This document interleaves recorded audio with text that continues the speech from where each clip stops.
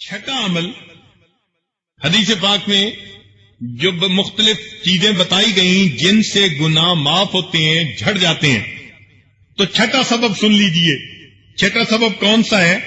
فرمایا المصائب التی یکفر اللہ بها الخطایا فی الدنیا، یہ جو دنیا میں انسان کو مصیبتیں آتی ہیں ان پر اللہ تعالیٰ اس کی خطاؤں کو مٹا دیا کرتے ہیں۔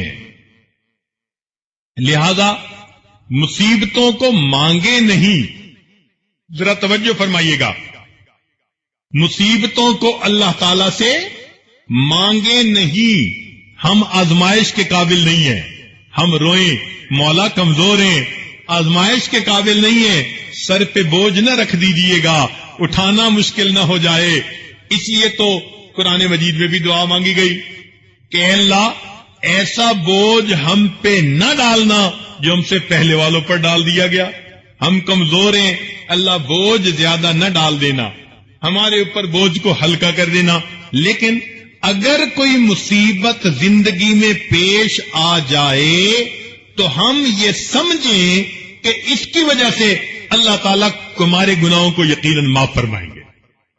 کوئی مصیبت ایسی نہیں مومن کو دنیا میں ملتی جس پر اس کے گناہ معاف نہ کیے جائیں، حتیٰ کہ یہاں تک کتابوں میں لکھا ہے کہ اگر اس کی 2 جیبیں تھیں، دائیں اور بائیں، اور عادت تھی دائیں طرف اس کے پیسے رکھنے کی، اور غلطی سے اس نے بائیں طرف ڈال دیے، اب نکالنے لگا تو دائیں طرف جب ہاتھ ڈالا تو اس کو پیسے نہ ملے تو اس کا دل پریشان ہوا، آہ نکلی، اوہ میرے پیسے کہاں گئے، اور تھوڑی دیر میں اس کو دوسری جیب میں مل گئے۔ تو یہ جو تھوڑی دیر کی اس کو پریشانی آئی، اس پریشانی پر بھی اللہ اس کے گناہوں کو معاف فرما دیتے۔ تو مومن کو تو مزے کہ جو بھی پریشانی آئے گی اگر ہم اس پر صبر کریں گے اللہ تعالیٰ صبر کی بنا پر ہمارے گناہوں کو معاف فرمائیں گے۔ تو اس لیے کئی لوگ پریشانیوں سے، مصیبتوں کے آنے سے زیادہ پریشان ہو جاتے ہیں۔ بھائی اتنا پریشان ہونے کی ضرورت نہیں ہے، اللہ تعالیٰ کسی کی ہمت سے زیادہ بوجھ نہیں ڈالتے۔ اگر بوجھ ڈالا جاتا ہے اس کی کوئی وجہ ہوتی ہے، کیوں؟ ہو سکتا ہے آپ نے اللہ کی محبت مانگی، اللہ کا قرب مانگا، آپ نے جنت کے بلند درجات مانگے، تو اب آپ کے اعمال تو ایسے ہیں نہیں کہ آپ کو وہ قرب کے مقامات مل سکیں، مگر اللہ تعالیٰ نے آپ کی دعا کو قبول کر لیا، وہ دینا چاہتے ہیں۔ چنانچہ اللہ تعالیٰ کیا کرتے ہیں کہ اس بندے پر کوئی چھوٹی موٹی پریشانی بھیج دیتے ہیں، جب اس پریشانی پر بندہ صبر کرتا ہے اس صبر کی سبب بنا کر اللہ تعالیٰ اس کو قرب کے وہ مقام عطا فرما دیتے ہیں۔ اچھا، کئی مرتبہ ہم نے دیکھا کہ اللہ تعالیٰ کسی کا حاسد پیدا کر دیتے ہیں، اب ہم بڑے پریشان ہوتے ہیں، فلاں بندہ ہمارا حاسد ہے۔ او خدا کے بندے، تندیے باد مخالف سے نہ گھبرا اے عقاب، یہ تو چلتی ہے تجھے اونچا اڑانے کے لیے، یہ تو حاسد اللہ نے پیدا کر دیا۔ تم نے بڑے درجے مانگے تھے، تم نے گناہوں کی بخشش مانگی تھی، اللہ نے بخشش کا ایک سبب بنا دیا۔ صبر کر لو، صبر کا اجر دیکھنا، اللہ تعالیٰ نعمتیں عطا فرما دیں گے۔ تو اس لیے ہم بے صبرے نہ بنا کریں۔ اگر زندگی میں کوئی پریشانی، کوئی مصیبت آ جائے، بس یہ سمجھیں کہ اس مصیبت اور پریشانی پر یقیناً اللہ تعالیٰ ہمارے گناہوں کو معاف فرما دیں گے۔ حدیث پاک میں آتا ہے، ام المومنین سیدہ عائشہ صدیقہ رضی اللہ عنہا تشریف فرمائے، نبی علیہ الصلوۃ والسلام کی خدمت میں چراغ جل رہا ہے، ہوا کا جھونکا آیا اور چراغ بجھ گیا۔ نبی علیہ السلام نے فرمایا انا للہ و انا الیہ راجعون۔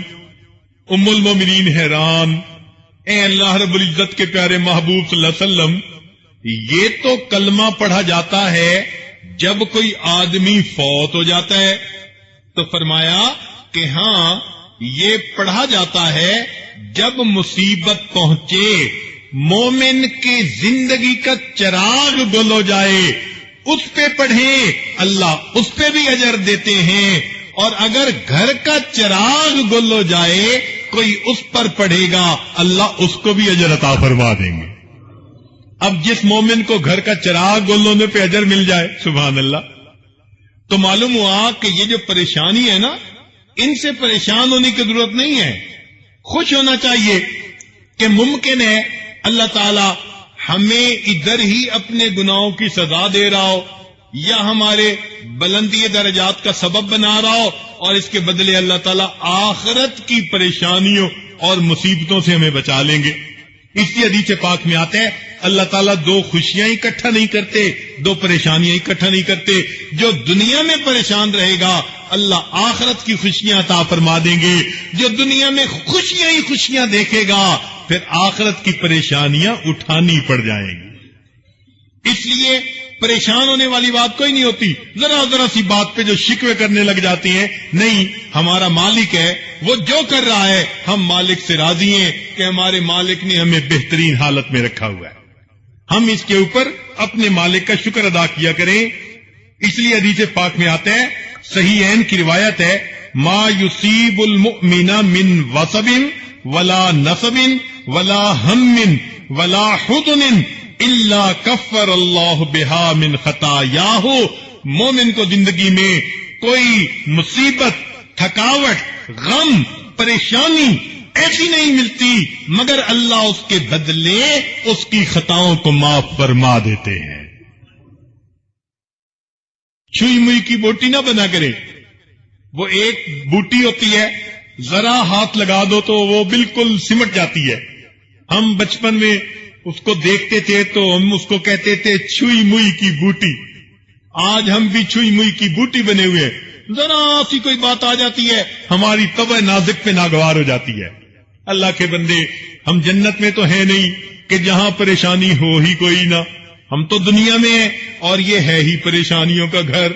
لہذا پریشانیاں تو آئیں گی، البتہ جس دن پریشانی نہ آئے اللہ کا اور شکر ادا کیا کریں کہ الحمدللہ ایک دن پریشانی کے اور بغیر گزر گیا، ورنہ آنی تو ہے ہی صحیح. جب تک موت نہیں آتی کوئی نہ کوئی پریشانی آئے گی. تو ہم اللہ تعالیٰ سے مانگیں، اے اللہ اول تو پریشانی سے بچا لیجئے، اور اگر کوئی آ بھی جائے اللہ پھر ہمیں صبر کی توفیق عطا فرما دیجیے. ساتویں چیز جس سے بندے کے گناہ معاف ہوتے ہیں، فرمایا ما يحصل فی القبر من الفتنة والزغطة والروعة. قبر میں بندے کو جب رکھا جاتا ہے اس کو زغطہ قبر پیش آتا ہے. زغطہ قبر کہتے ہیں کہ قبر کی دیواروں کا اس کو دبانا، بھینچنا، یہ ہر بندے کو پیش آئے گا. اللہ کی شان دیکھیں کہ مومن کو بھی آئے گا اور گناہگار کو بھی آئے گا، مگر فرق ہوگا. کافر کو بہت زیادہ، ادھر کی پسلیاں ادھر، اور مومن کو آئے گا تو کس لیے کہ اللہ تعالیٰ اس کے بدلے جو کمی کوتاہی ہوگی اس کو معاف کر دیں گے. پیش آتا ہے چنانچہ حدیث پاک میں آتا ہے، سعد بن معاذ رضی اللہ تعالیٰ عنہ ایک صحابی ہیں، وفات پائی. نبی علیہ السلام نے جنازے کی نماز پڑھی. جب قبرستان میں چلے تو نبی علیہ السلام پنجوں کے بل چل رہے تھے، پنجوں کے بل. صحابی نے پوچھا، اے اللہ کے نبی ہم نے آپ کو ایسے چلتے تو کبھی نہیں دیکھا. فرمایا سعد کے جنازہ میں شرکت کے لیے اتنے فرشتے آسمان سے اتر آئے ہیں، مجھے پاؤں رکھنے کی جگہ نہیں مل رہی. پھر سعد لانوں کو دفن کیا گیا. نبی علیہ السلام نے فرمایا کہ سعد کے جنازے پر، موت پر اللہ تعالی کا عرش بھی 3 دن تک روتا رہا. جو نیک لوگ ہوتے ہیں نا، ان کے مرنے پہ زمین کے وہ ٹکڑے روتے ہیں جہاں وہ بیٹھ کے عبادت کیا کرتے ہیں، اور عرش کے وہ دروازے روتے ہیں آسمان کے جہاں سے ان کے لیے رزق اتارا جاتا تھا. قرآن مجید میں ہے نا، فما بکت علیہم السماء والارض. تو اس سے مفسرین نے لکھا کہ کافروں کے اوپر تو ان کو رونا نہیں آتا، لیکن مومن جو وجہ رحمت بنتے ہیں اللہ کی رحمتوں کے نزول کے، جب ان کی وفات ہوتی ہے تو زمین کے ٹکڑے بھی ان کی جدائی میں رویا کرتے ہیں، تو اللہ کا عرش بھی روتا رہا۔ اب بتائیے اتنے درجے والے، مگر اسی حدیث پاک میں نبی علیہ السلام نے بتایا کہ سعد کو بھی ضغطۂ قبر پیش آیا۔ تو یہ ضغطۂ قبر پیش آتا ہے، علماء نے پھر اس کی تفصیل لکھی کہ بھئی کیوں پیش آتا ہے، تو انہوں نے فرمایا کہ بندے نے دنیا میں جو لذتیں لی ہوتی ہیں نا، ان کی بھی تو کاسٹ ہوتی ہے نا، اور ہر چیز کی کاسٹ تو پے کرنی پڑتی ہے۔ تو وہ فرماتے ہیں کہ دنیا کی لذتوں کے پرپو